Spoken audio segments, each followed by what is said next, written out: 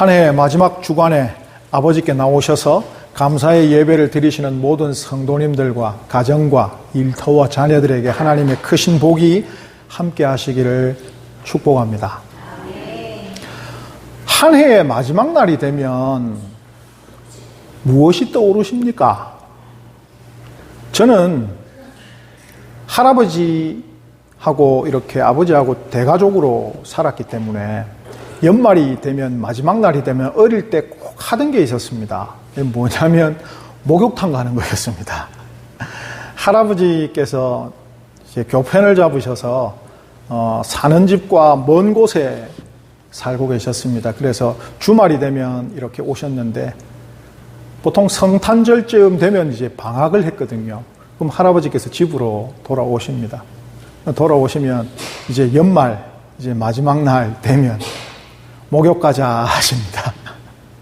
목욕 가자 하시면 아버지하고는 목욕을 가면 좀 편한데 할아버지하고 목욕을 가면 참 힘들었습니다. 왜냐하면 할아버지는 정말 꼼꼼하신 분이었고 아버지는 할아버지에 비해서 그렇게 꼼꼼 안 하셨거든요. 그래서 할아버지하고 목욕을 가면 할아버지는 꼭 저를 뜨거운 탕에 어린 애가 뜨거운 탕이 좋겠습니까? 뜨거운 탕에 폭 담가 놓으셨습니다. 폭 담가 놓으면 어떤 일이 일어나죠? 예, 때가 잘 불려집니다. 그죠? 그럼 할아버지는 박박박박 때를 그냥 박박박박 밀어주셨습니다. 그래서 할아버지하고 목욕탕 갔다 오면 애가 뽀얗게 돼가지고 어머니가 매우 좋아하셨습니다.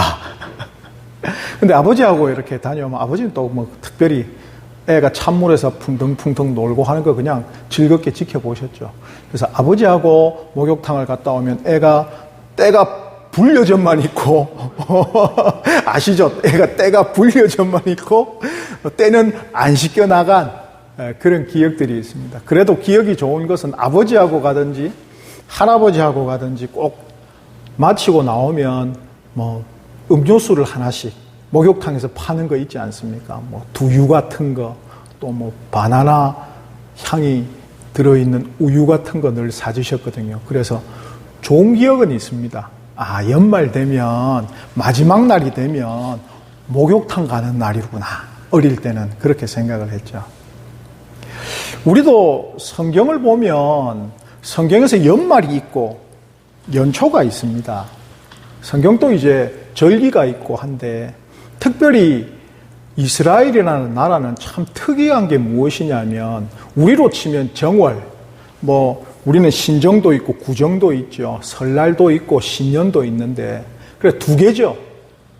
우리가 흔히 얘기하는 정월이라는 게 두 개가 있는데 이스라엘 사람들은 정월이 4개나 있습니다. 상당히 재밌는 사람들이죠.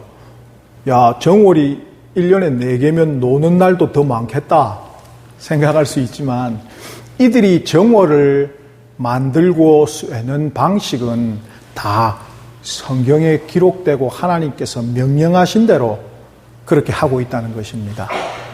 제일 먼저 이 사람들에게 신년이 언제냐면 6월절이라고 부르는 4월 14일입니다. 양력으로 하면 4월 14일이 첫 번째, 우리로 치면 그냥 신년이라고 얘기를 하죠. 또 두 번째 신년은 언제냐면 10월 1일입니다. 나팔절, 대속죄일이라고 불리는 이 날이 이제는 하나님께서 그때 천지를 창조하셨다라는 의미를 가지고 있고요. 6월절은 하나님께서 우리 민족을 새로 구원해 주셨다라는 의미로 신년이고요. 또 두 개의 신년은 11조에 관련된 신년입니다. 지금 우리는 그냥 자영업자들은 돈을 버는 대로 혹은 월급 받으시는 분들은 월급이 들어오는 날짜에 맞춰서 11조를 보통 내시죠. 근데 이때는 11조 기준이 1년입니다.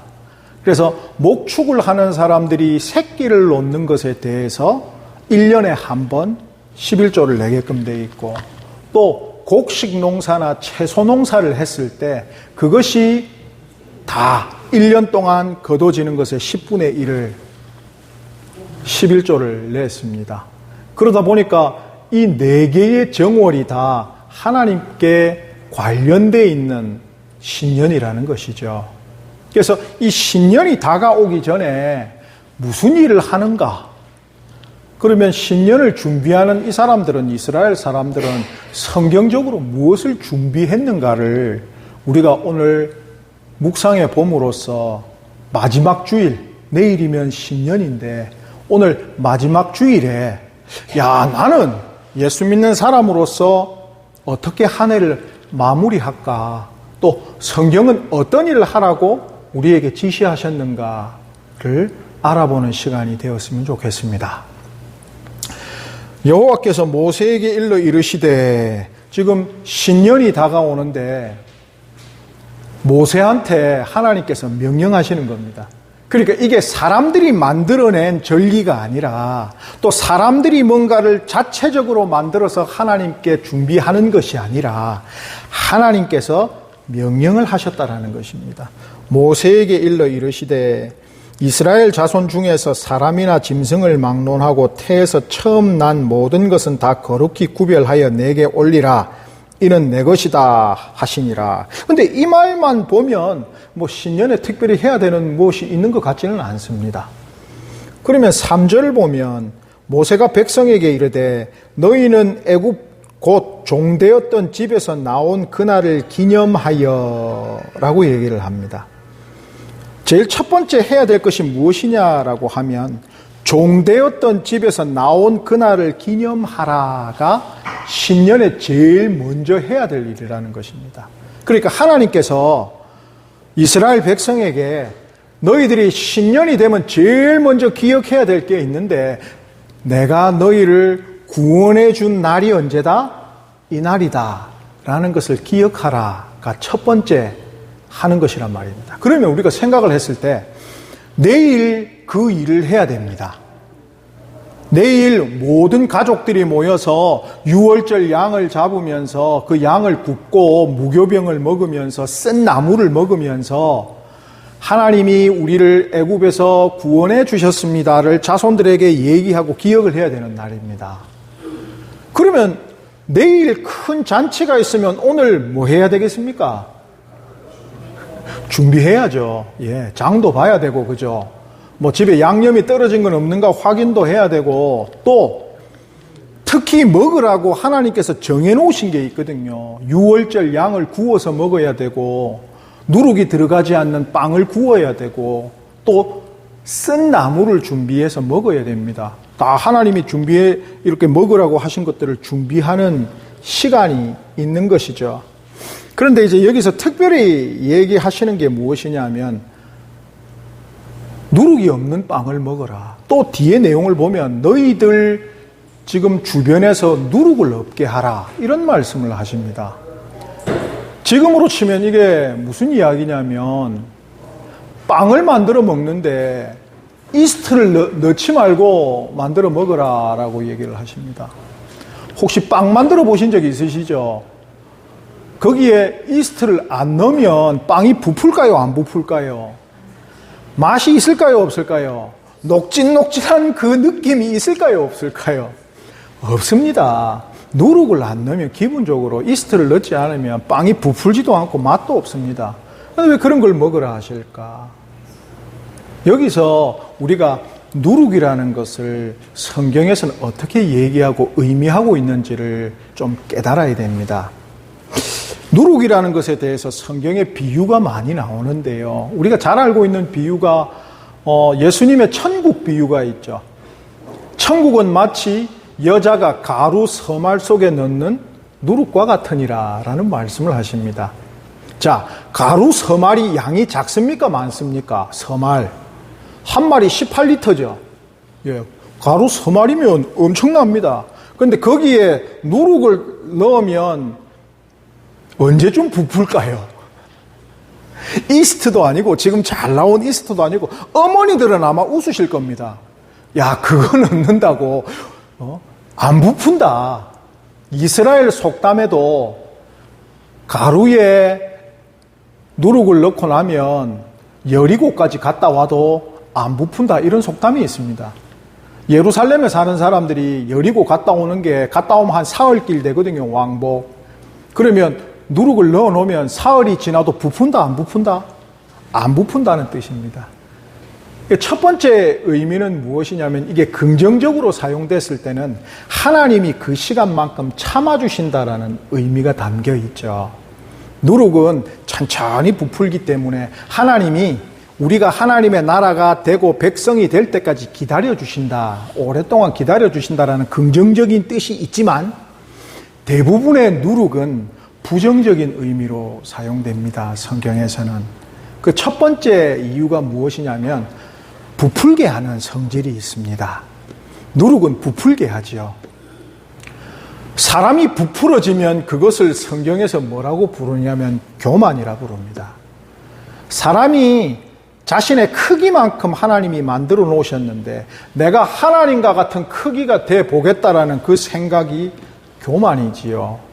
그래서 너희들은 바리새인의 누룩을 조심하라라고 예수님께서 제자들에게 경고하신 내용을 보면 첫 번째가 바리새인들의 교만입니다. 저 인간들은 자기들도 못 들어가면서 남도 천국에 못 들어가게 한다라는 것이지요. 쉽게 생각을 해보면 누룩이라는 것은 그 안에 들어가서 부풀게 하는데 하나님께서 우리를 구원해 주실 때 우리의 어떤 행동이 있었기 때문에 하나님께서 구원해 주신 것이 아니라는 것입니다. 인간의 공로가 하나도 없는 것이지요. 그래서 하나님께서는 유교병이 아니라 담백한 무교병을 먹게 하십니다. 왜냐하면 너희의 공로가 아무것도 없다. 오직 내가 너희를 구원해 준 것밖에 없다. 라고 말씀을 하시는 것이지요. 또 두 번째 특징은 발효되잖아요. 누룩이라는 건 발효 음식이잖아요. 발효를 좋게 말해서 발효지, 발효는 변질되는 것이잖아요. 본래 제품이 변질되는 것이고 상하게 되는 것입니다.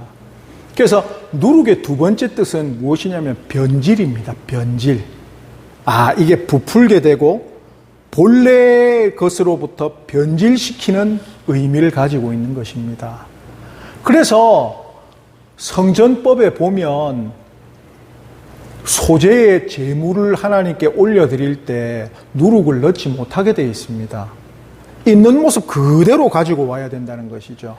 자, 부풀게 하는 것도 모습을 변화시키는 것입니다. 그리고 변질시키는 것도 그의 상태를 변화시키는 것입니다. 하나님께서는 그런 걸 원하지 않으신다는 것입니다. 변화는 시켜주시되 변질은 안 된다는 것이죠. 그래서 하나님께서는 소재의 제물을 받으실 때, 그 제사를 받으실 때 누룩을 넣으면 안 된다라고 말씀을 하셨습니다. 그래서 지금 첫 번째 하시는 명령이 3절에 무교병 먹지 마라. 무교병을 먹지 마라 하시는 것이죠. 유교병, 우리를 변질시킬 수 있고 우리를 부풀게 하는 것들을 먹게 하지 마라. 너희들이 한 일이 없다. 오직 구원은 내가 너희에게 베푼 은혜다라고 말씀을 하시지요. 그러시면서 7절을 보시면 내 땅에서 누룩을 내게 보이게 하지 아니하게 하라라고 명령을 하십니다. 즉 누룩을 제거하라라는 말씀을 하시죠. 누룩 넣은 빵을 먹지 마라라고 명령하시면서 더 크게 명령하시는 게 무엇이냐면 너희 주변에, 그러니까 집안에 있는 모든 누룩을 다 없애버려라라고 말씀을 하십니다. 언제? 신년 첫날에 먹을 음식에서부터 다 빼버리고 눈에 보이지 않게 하라 하면 이거 언제 해야 되는 겁니까? 전날에 하는 게 제일 확실하겠죠. 전날에. 근데 생각을 해보면 당시에는 질그릇을 많이 썼을까요? 금속 그릇을 많이 썼을까요? 질그릇을 많이 씁니다. 금속 그릇 같으면 물에 넣고 그냥 빡빡빡빡 문지르면 이게 깨끗하게 씻겼는지 알 수 있는데 질그릇 같은 경우에는 유약도 잘 안 바르고 이 시대는 그냥 흙으로 구워냈는데 거기에 누룩이 묻어 있으면 그릇 안으로 새 들어갈까요? 안 들어갈까요? 새 들어가는 겁니다. 그러니까 이날은, 그러니까 명절 전날 12월 31일 우리로 치면 오늘 같은 날에는 온 집에서 무슨 소리가 들릴까요? 그릇 깨는 소리가 들리는 겁니다. 쨍그랑 쨍그랑. 아유 저 집 뭐해? 아이고 질그릇 깨고 있구나. 근데 모든 집이 그렇게 깨고 있는 겁니다. 참 보면 하나님이 뭔가를 명령하실 때 우리가 문자 그대로 받아들여야 되는 것도 있고, 조금 전처럼 저희가 의미적으로 받아들여야 되는 것도 있지요. 그런데 이 사람들은 정말 철저하죠. 하나님이 그렇게 말씀하셨기 때문에 문자 그대로 실행하는 겁니다. 다 깨뜨려 버리는 겁니다. 아니, 거기에 혹시나 스며들어 있으면 하나님이 치우라고 했는데 이거 못 치우면 안 되지 않습니까? 아예 깨버리겠습니다 라는 것입니다. 참 대단한 사람들이죠. 아까 목욕에 대해서도 말씀을 드렸는데, 이 이스라엘 사람들도 신년의 마지막 그 전날, 오늘 같은 날이면 무엇을 하냐면 목욕을 합니다. 꼭 하게끔 되어 있습니다. 모든 집안의 가장들은 반드시 해야 됩니다. 그래서 정결탕이라고 불리는 곳에 가서 정결 예식을 합니다. 이 정결 예식이 이 기간이 있습니다. 어떤 기간이 있냐면, 혹시 목욕을 하셨다, 오늘 아침에 목욕을 하셨다, 그러면 언제쯤 목욕을 다시 하십니까? 내일쯤. 예, 아주 깨끗한 사람이다, 그죠? 그냥 더러워질 때쯤 되면 또 씻는 사람들도 있거든요. 이게 정결 예식이라고 하는 것은, 물로 씻어내는 것은 이게 하루입니다, 하루.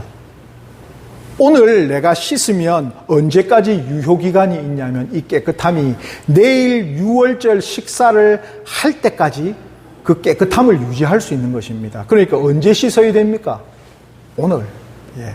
오늘 씻고 6월절 양을 잡을 준비를 하고 하나님을 기억할 준비를 하고 있는 것입니다. 그러면서 나의 몸도 깨끗하게 했으니까 하나님께서 우리를 더럽게 라고 이거 치우라고 하신 누룩들을 다 지우자 하는 것입니다. 그래서 질그릇은 질그릇대로 다 깨버리고 금속 그릇은 물로서 깨끗이 씻는 것이지요.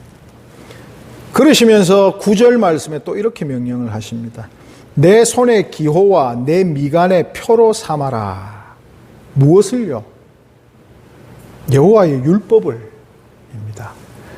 내 손의 기호와 내 미간의 표로 삼아라. 무엇을? 여호와의 율법을 내 있게 함으로써입니다. 결국은 하나님께서 우리에게 명령하신 것으로 임하나 편하게 하라라는 것입니다.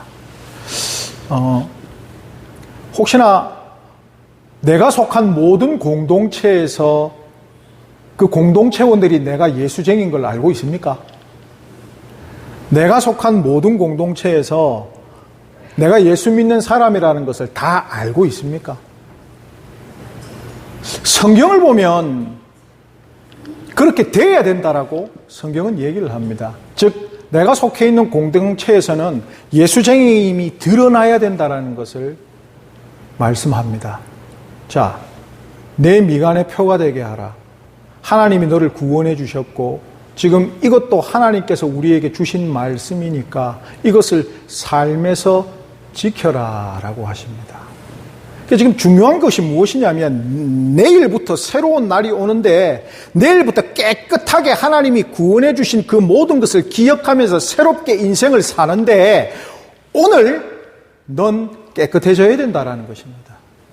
오늘 깨끗해지고 내일 새롭게 사는 것이다 라는 것을 말씀하고 계신데요.